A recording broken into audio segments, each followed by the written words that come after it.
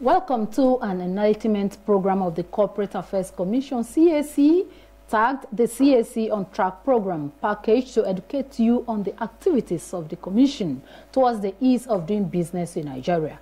I am Ile Emeje.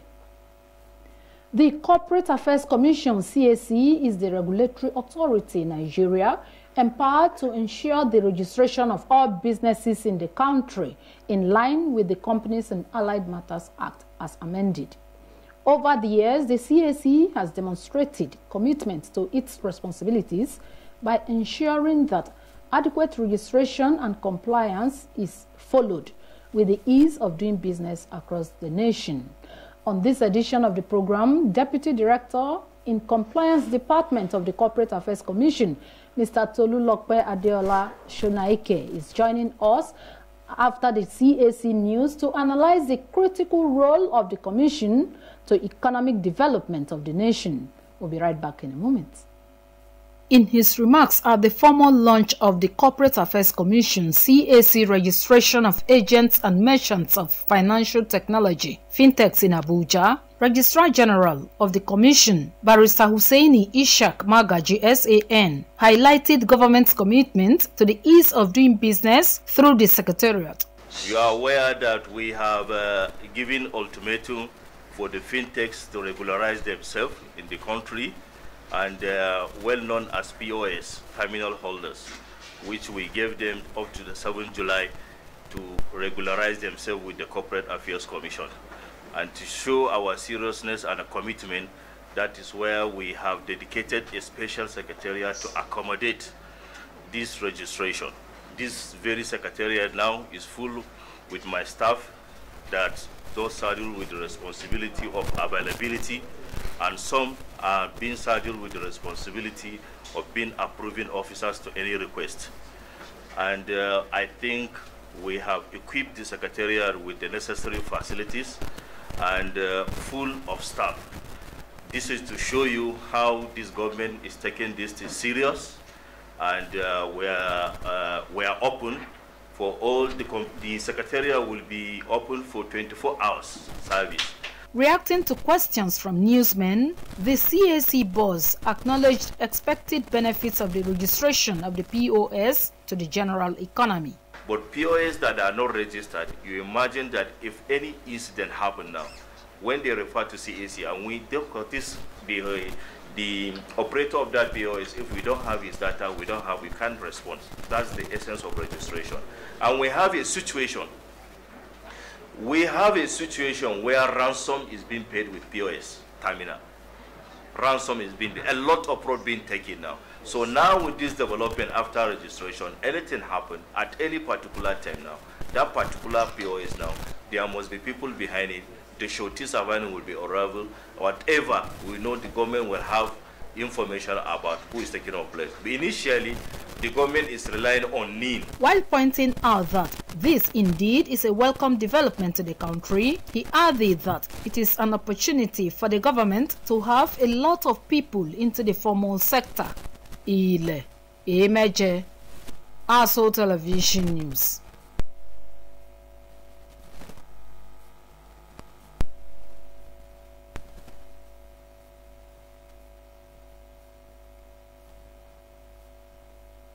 Of the Corporate Affairs Commission, the C.A.C on Track program. Mr. Tolulope Adeola Sonaike is my guest, and who has been our guest all through the period, is already here in our studio to educate us more on the activities of the C.A.C in the ease of doing business. Mr. Sonaike, welcome to the program. Thank you very much for the opportunity once again. All right. A lot of analysts have identified the C.A.C, that is your commission, as the engine room of the economy, especially when it has to do with the business world. Can you throw more light on this? Well, that is not far from the truth. The fact is that for starting a business, the first point of call will be the Corporate Affairs Commission, because the law forbids that you should do business in Nigeria without registration. And it is business commerce that drives economy in any system. So if the Corporate Affairs Commission is the federal agency responsible for administering the Corporate Affairs, Companies and Allied Matters Act, right, which mandates, again, created the C.A.C. to supervise how companies are registered and managed, right? Yeah. That is our sole responsibility. So yes, you'd be right to say that we are the engine room, so to speak, of the economy. And in any event, when you have investments coming from anywhere into a system, like the Nigerian system, the first point of call again for those who are interested in doing business in Nigeria will be C.A.C. Because if a foreign company wants to do business in Nigeria directly, it must first be registered as a company in Nigeria before you can do business in Nigeria. The law forbids that you should do business without registration, except you are exempted under the same act. So there are situations and circumstances where a foreign company can be exempted from registration. So you can do business without registration. Even if you are not coming in to do it directly, you want to invest in an already existing company in Nigeria. As an investor, again, your first point of call will be the C.A.C. because you want information on that company. Yes. You want to know who are the people behind that company. The people that approached you to invest, are they really the people who are behind the company? You want to verify all this information about the company. The place you come to is the C.A.C. because the C.A.C. is a repository of company records, not just companies, other entities too. You have partnerships, you have business names. So when you come to the only place that has their records together is C.A.C. You know, of course, there are sectoral regulators like CBN who regulates the banks. You have NICOM, National Insurance Commission, for insurance companies. You have PENCOM for pensions companies. But you see, these sectoral regulators only have information concerning their sector. It's the C.A.C. that has information covering all the sectors. So yes, it is right. You can say that in a way that C.A.C. is the engine of the economy. Okay. What are the reforms that you, as the C.A.C. representative, what have you people put in place to ensure that adequate registration is carried on in Nigeria, especially in the business world, and the compliance requirements of these businesses, so to say? Okay, thank you very much. Now, don't forget that processes evolve, right? The C.A.C. of yesterday is not the C.A.C. of today. And I'm saying that in light of the requirements of the law, that says Section 8 precisely, that says that beyond C.A.C. being responsible for the administration of the Act, I mean, registration and post-registration and supervision of management of companies, business names, entities, generally business entities. The law also empowers us to do whatever is necessary to make sure that the requirements of the Act is complied with, right? And the basic requirement is that every business must register. So it is upon C.A.C. to ensure that it puts in place a framework that facilitates registration for every business. Now, I said earlier that the C.A.C. of yesterday is different from the C.A.C. of today. The C.A.C. of yesterday, the C.A.C. of tomorrow. Yes, yes, hopefully that's, I mean, that's the point. The C.A.C. of yesterday was a C.A.C. where you had to walk to the office, whether here in Abuja or any of our offices in the states, you know, and apply. You fill out forms to apply for registration, for even approval of the name you want to use to register. And then C.A.C. will also now respond by giving you another form to tell you whether we have denied or approved that name. And then when that has been done, you pay a buy form. We had sellable forms. That was where you refer to CO2, CO7, CO2 for shareholders, CO7 for directors, later transformed, from C.A.C. 7 to C.A.C. 2. Right. So, I mean, that was the C.A.C. of yesterday. And then when you fill out the forms, you know, you now bring it back to, you bring the forms back to C.A.C. You pay across the counter, we'll issue you a paper receipt and all of that. And then we'll give you time, you come back, your certificate is ready, you keep checking, and then your certificate is ready. I will give you this certificate. That was C.A.C. of yesterday. That was the analog C.A.C., so to speak. But today, because the law says we should do everything to facilitate giving effect to the provisions of the law, and like I said earlier, the basic provision is that you should not do business in Nigeria without registration. So it then was upon us to explore ways of making it easier for people who want to do business to register their business, at least fulfill this first requirement of the law, right? Where you have a system that does not make it easy for you to fulfill the requirements of the law, what you have is people circumventing the law, finding ways around it, not because they do not want to comply, but because it is not easy complying. If there are too many bottlenecks, if I want to, for instance, my car papers expired yesterday. I got the notice a week ago. I was not in Abuja when I got the notice. So I knew it was expiring yesterday. So in traffic yesterday, you know that they can use their phone. You can't lie. So they can use their phone. And so when we're in traffic, we're in hold up, and he was just taking everybody's. So the moment he did I saw that he paused, and then he looked to me, and I just rolled down my glass. I said, yes, my papers expire today. He said, yes. I said, no problem. He said, do I want any assistant registrar? I said, no. That I can do it online. You can do it online? Yes. And now my papers are ready. Now, you see, assuming that there was no such option for me to do it, I would have had to leave my work and be driving to a VIO office or look for somebody to do it. Yes. So that is a put-off for a lot of people. That is just an instance. The same way it would be a put-off for anybody who wants to commence business in Nigeria, who is required to register that business before commencing. And then he has to leave so many other things. It's difficult for him to do it. So we started thinking, how can we make these things easier for them? So first was, we said, you know what, let's even start the process, right? The incorporation process. Let's onboard some of the processes. We may not be able to give them e-certificates yet. That was about 2016 or so. But at least we can ease their submission of documents so that if they have to come to C.A.C. at all, it will be just once to pick up their certificates and exchange the physical papers they have filled for the certificates. So we started that in 2016-17 so that people could then log on and start the process, complete everything, submit to us. Our officers will see the electronic submissions. We'll approve based on what has been submitted. But we could not at that point, we're not at the point of generating certificates electronically. So we say, okay, you know what?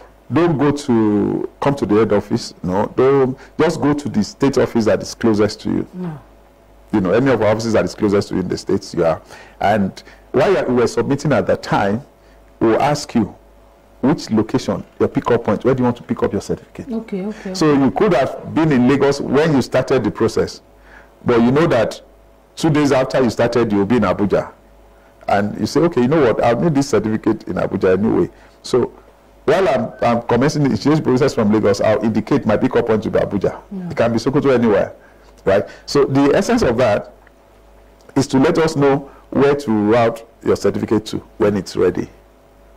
Right. So what we did then was, once it's ready, we'll send you a mail to tell you it's ready, and you can pick up at your chosen location. So you just go with the hard copies of the forms you downloaded and filled, and then you go to our office. Our officers will ask you, please, can I see the forms you are bringing? And then they compare with what you submitted online. If there is any discrepancy, then they'll tell you, go and reconcile before we give you a certificate. But if everything is okay, if it's the same forms that you feel that you sent to us, no problem. We'll give you the certificate in exchange for the form. But we felt that was still not enough. At that time, I mean, the ease of doing business, the PEBEC Secretariat, the EB's ease of doing business environment Secretariat, you know, they were all working together. The challenge there was that, look, it's a global economy, and economies are competing for investors. And it was stark clear long before that time that as an investor, I did not have to leave my place for my money to work for me. That time was long gone. So if I want to invest in Hong Kong, for instance, as we speak, I don't have to be in Hong Kong. I do not have to have visited the country at all. I don't even have to speak the language. I mean, I can move my money electronically, and it will work for me. So where it is easy to get it done, that's where I will put my money. So if you run a system that was not competitive, then you could imagine that what would have happened is that investors would be leaving your jurisdiction for other preferred jurisdictions. So it became necessary that we had to make it, all this thing about visiting physically before they can get their certificate, we had to do something about it. And so, again, before this time, we were looking at the areas of the law that we could improve upon, that will help us deliver these desires, because these were desirables, right? Now, because sometimes you are inhibited by the law, not that you don't want to do what you should do, but because there's no legal framework to support what you want to do. Yes. And then if you act extra legal, that is also another problem. So you shouldn't, when you are running a system, run it according to what the law says it should be. Within the framework of the law. Thank you. So we needed then to, again, quickly look at the Companies and Allied Matters 1990. What are the limitations, the drawbacks there? I mean, since 1990, the world has moved. Where we are in the world, we see other jurisdictions.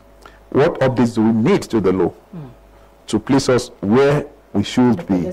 Yes, and so be competitive. Global practice. So we started again looking at the law, and for gratefully by August 2020, Mr. President then, on the 7th, signed the bill that was for the National Assembly into law. And so we had Companies and Allied Matters Act 2020 coming with improved framework to ease doing business. So with that new law, we're able to now say, okay, you know what, before we start implementing this law, let us update our online platform so that it is fully end-to-end.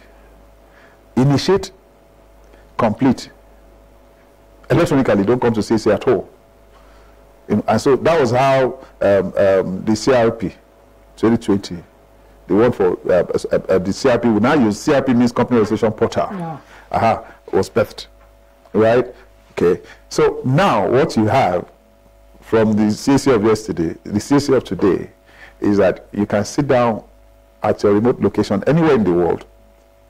You can initiate registration of your company and submit everything online, pay online, receive your confirmations and your registration documents, including the certificate, electronically. How you want your certificate printed, it's now your own decision. But one thing that is central to everything you will receive is the QR code, the quick response code. Now, what is the essence of that? It allows you to confirm whether this registration is genuine or not. If you have a QR scanner, once you run it across that QR code, it will give you the basic information on that entity. If it is not genuine, if it is cloned or forged, you will not get any result. So that will tell you that this is actually registered with the C.A.C. And then, beyond that, for the purpose of perhaps taking a decision on what name should you submit, what name should you submit, what are the proximities that will be a challenge for approval, you can go to the public search option, on our website. Once you go there, you put in a name, it will tell you if such a name is already registered. So that it may not be exact, it may not be 100% prescriptive, so to say, but it can at least reduce the, it can lessen your burden in determining whether this name will be registrable or not. So a lot of things have come up. And then also in the area of, because again, it's a global world, right? So, and everybody is concerned with emerging threats. And because it's a global world and a global economy, whatever happens in your own jurisdiction affects mine. So that's why everybody's interested in what happens in the other person's jurisdiction. So if your environment is not friendly or safe for investment, it can affect me. And don't forget, because the world is a global village now, a global economy, you find that there are partnerships, there are collaborations across territories. So you find that initiating collaboration for company regulators and all of that. So what do you do? What don't we do? How can we work together to make sure that people don't run away from our systems because they refuse to comply with our requirements, and then they find it safe even in your own system. And then what they do in your system, because they move money from my system to your system, and from your system to my system, it endangers my own economy, because I don't have any tracking on them. So we have to be sure that even if they are able to run away from your place, I'm able to track them here. And then we can collaborate for information. Okay? And so you have jurisdictions generally deploying mechanisms for ensuring what you call transparency around ownership of companies, ownership of businesses. Yeah, so you now talk about beneficial ownership, disclosures, information, and transparency. So that it is not enough for you to just come and register. Even though the traditional role, position of law is that when people register companies, those are corporates or limited partnerships, right? Ordinarily, you don't lift, there's what you call the corporate veil for companies. Corporate veil, what does that mean? Now, what corporate veil means, even though you and I have come together to form a company, we must be shuttered away from the public, because we are not the ones doing the business, it's the company not doing the business. What we have done is come together to form the company. Now, having formed the company in law is presumed to be a person. An entity. An entity. Now, as a person, right, a legal entity, as a person, a corporate entity, in fact. So as a corporate entity, a person in law, it can do what any individual, you and I, can ordinarily do. Right? So it is the company that is engaging people. It is the company you are contracting with. It is the company that is selling to you. It's the company that is buying from you. Yes. Not minding that it's Tolulope Sonaike and Meje that are the people that formed it. Company. So as long as the company is doing what it should do within the permissible limits of the law, you don't need to inquire into who are the people behind it. It is only when there is a problem, and that problem must be such that it presumes some untoward actions, activities on the part of the promoters, actions that are not lawful, actions that will suggest that we as the promoters are just using the company as a front to defraud people or to perpetrate a crime. Thank you. It is at that time that you now lift this veil. Look, this company does not have hand. This company does not have leg. This company does not speak. Who are the people behind the company that are acting as the hands and legs and mouth of the company? That is when you now open the veil. Okay, so you are the people that are using the company. That is ordinarily the class, the position of law. Before CAMA 2020 and before the issues of beneficial ownership came up globally.